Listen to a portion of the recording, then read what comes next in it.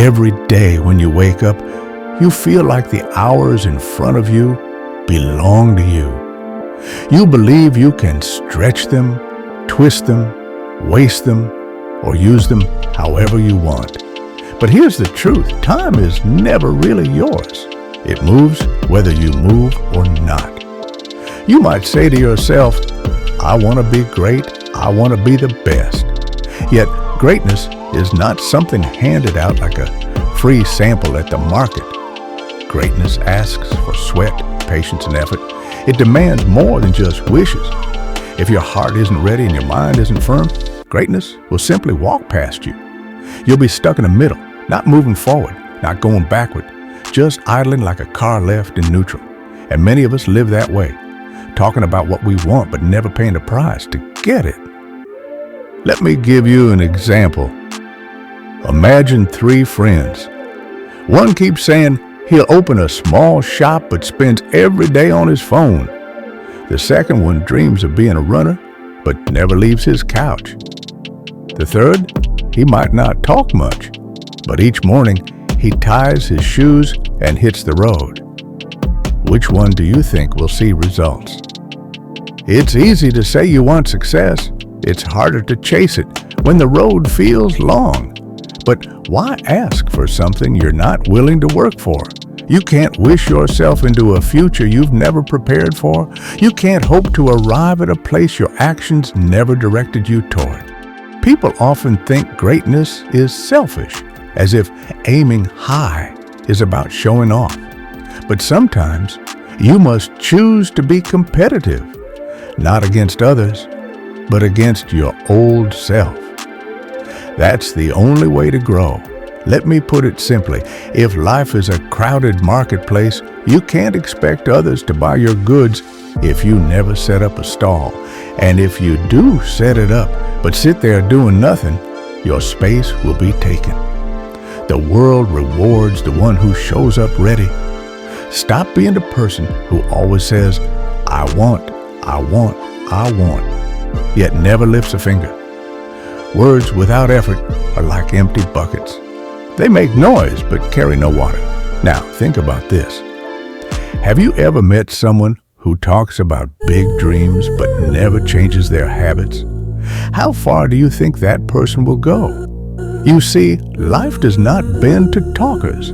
It bends to doers. You don't need to be a genius. You don't need to be the strongest. But you do need to be consistent.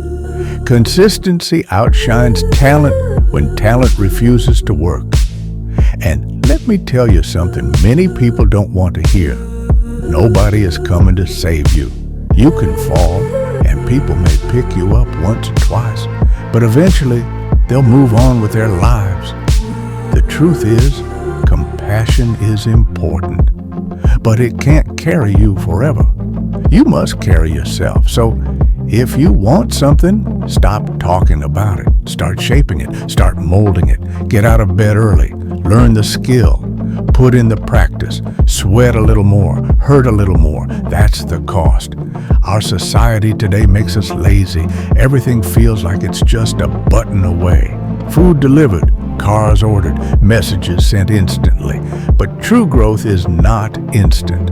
Some things require you to walk, not ride. Some things demand running the extra mile when everyone else has stopped. Greatness is like a well at the far edge of the village. You can't drink from it by wishing it would come closer. You must walk the distance. You must carry your jar. And if you refuse, someone else will collect that water. Someone else will take the opportunity, and you'll be left thirsty, blaming the world when the truth is, you never made the effort. Every second that passes is a reminder the world is moving. Seasons shift, years roll by, children grow up, and technology changes. But here's my question to you. Are you changing? Or are you repeating the same excuses every year, hoping for a different outcome? Greatness requires showing up. It requires being unpredictable, daring, and willing to do what feels uncomfortable. Don't say, I can't. Don't say, I don't like this. If you want the reward, you must pay the price. You can't keep recycling the same excuses and expect a new reality. Recognize yourself. Recognize your truth. Outwork your excuses. Outrun your laziness. Outgrow your fears. You may be weak now, but weakness is not permanent. Weakness is only the soil from which strength can grow if you plant the right seeds. But you must decide, do you want to stay weak or do you want to grow stronger? Ladies and gentlemen, life is not waiting for you. Greatness is not waiting for you. The train will not stay at the station forever. So ask yourself right now, are you willing to miss it? And before we go further, let me pause here. If this message is speaking to you, remember to subscribe for more simple guides. Don't just listen, take action. This is the time. This is the moment. Remove the word can't from your mouth. Stop saying it's too hard, because without hard things, you'll never know how strong you really are. Hardship is the gym of life. It builds your muscles, even if it hurts at first. Yes, the body gets tired, but the soul knows how to rise again. Every rejection, every obstacle, every fall is not the end. It's part of the process. Life itself is a classroom, and challenges are the lessons. Stop waiting for the easy path. Stop waiting for somebody else to hand you a victory. Be willing to take that first painful step. Stand up, face your road, and start walking, because nobody can walk it for you. And when you do, let the world know you are here not to just exist, but to live fully. You are here not to beg for greatness, but to work for it. You're here not to sit on the sidelines, but to play in the game. Life will knock you down. Sometimes it feels like everything you've built collapses overnight. Maybe it's your job. Maybe it's a friendship. Maybe it's your health. One moment you feel steady, the next you're staring at broken pieces. But here's the truth. Broken pieces can be built again. The problem is, too many of us stand there looking at the rubble, waiting for someone else to rebuild it. But rebuilding is your work. Nobody else can carry your hammer. Nobody else can lay your bricks. You are the architect of your life. You design the blueprint and you do the labor. Waiting for others to fix your life is like waiting for rain in the desert. It may never come. Let me tell you a story. There was a man who once lost his small business after a fire. Everything he owned was gone. While people pitied him, he refused to sit idle. Instead, he borrowed a shovel and started working at construction sites. With the little money he saved, he opened a roadside food stall. Slowly, he built another business from scratch. Today, people see his success, but forget the part where he stood in ashes and chose to start again. That is rebuilding. It is not glamorous. It is not instant, but it is possible. Let me give you 3 truths about rebuilding. 1, it always takes longer than you wish. 2, it always feels harder than you expect. 3, it always produces something stronger than before if you don't give up. So many of us cry over closed doors. But closed doors don't mean the journey is finished. Sometimes you're supposed to build a new door, and if it won't open, you kick it down. If you don't, you'll remain stuck, always wishing someone else would hand you the key. The question is, are you willing to fight for your rebuild? Or will you stay stuck in the ruins, blaming the storm? Rebuilding your life begins in your mind.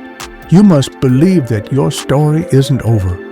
You must remind yourself that every loss carries a lesson. Every failure plants a seed. When you water that seed with effort, it grows into wisdom, and wisdom becomes the foundation for your next chapter. Think of it like this. When a farmer loses a season to drought, he doesn't burn his tools. He cleans them, sharpens them, and waits for the rain. He knows another chance will come. That's how you must look at your life. Yes, the season failed. Yes, the ground looks dry. But if you keep your tools ready, the next harvest can be even better. And don't expect rebuilding to feel comfortable. You'll sweat, you'll cry, you'll doubt yourself. But comfort never built anything lasting. Muscles grow when they're stretched. Gold is purified in fire, and character is built in struggle. You must also stop comparing your rebuild to others. Their timeline is not your timeline. Their door is not your door. Their opportunity is not yours. Life is not a race where everyone starts at the same line. Some people begin ahead, some behind, but the real test is, are you moving forward with what you have? I want you to think about your own story right now. Where have you been broken? Where have you lost something? And here's the real question. What steps have you taken to rebuild? Don't tell me you're waiting for the right time. Don't tell me you're waiting for help. The right time is now. Help may come, but you can't depend on it. You must be willing to pick up the first brick yourself. If you're feeling this message so far, make sure to subscribe for more powerful guides to keep you moving forward. Don't just watch, take action. Listen, friends, sometimes life will push you so low that the only way left is upward. That's not punishment, that's positioning. Being brought down to your knees gives you the chance to rise stronger. Yes, it hurts. Yes, it's tiring. But ask yourself this: how will you ever know your true strength if life never tests it? How will you know you can endure if you've never been challenged? We all want victories, but victories are born in battles. You cannot win if you don't fight. And rebuilding is a fight against fear, against doubt, against laziness, against the voice that says, stay down, it's not worth it. That voice is lying. It wants you stuck. But your spirit was not created to stay in the dust. It was created to rise.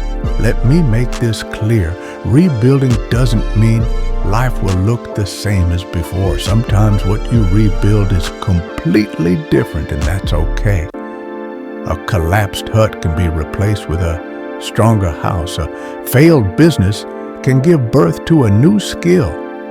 A broken relationship can teach you how to love yourself better. Rebuilding is not about restoring the past. It's about shaping a stronger future. Don't waste your life worrying about what broke. Don't waste your energy doubting what's possible. Use that energy to construct something better. Every brick you lay today is one step closer to the home you'll live in tomorrow. You may feel empty right now. You may feel like you've lost too much to start again, but you still have breath. And as long as you have breath, you have power. That breath is proof that life has not finished with you. Remember this: when a building is under construction, it looks messy. There are tools lying around, dust everywhere, half-finished walls. To a stranger, it looks ugly, but the builder sees the vision. He knows what it will look like when it's complete. Your life is like that construction site. Don't be discouraged by the mess. It's part of the process. Before we move on, let me remind you. Hit that subscribe button if you haven't already. Share this with someone who needs encouragement to rebuild. Don't keep this message to yourself. So, from this moment, make a decision. Don't sit in ruins anymore. Don't just complain about broken doors. Don't waste time staring at the ashes. Stand up, pick up your hammer, carry your bricks, build again. Because rebuilding isn't just about what you lost, it's about what you still have. And what you have is enough to start. You're not done. You're not finished. You're only under construction. And when the dust clears, the world will see the masterpiece you've built. We live in a world where most people fear failure like it is a deadly disease. Nobody wakes up in the morning hoping to fail. Nobody wants to be embarrassed. Nobody wants to be laughed at, and nobody enjoys falling flat on their face. Yet, whether you like it or not, failure will visit you. It is part of living. You can try to avoid it, but you can't escape it forever. At some point, life will test you. But here's something many don't realize. Failure is not your enemy. Failure is not a monster chasing you. Failure is a teacher waiting to guide you. And the question is, are you ready to sit in its classroom and learn? Let me give you 3 lessons failure teaches when you embrace it. First, it humbles you. It reminds you that you don't know it all. Second, it teaches you. It shows you what doesn't work so you can try a better way.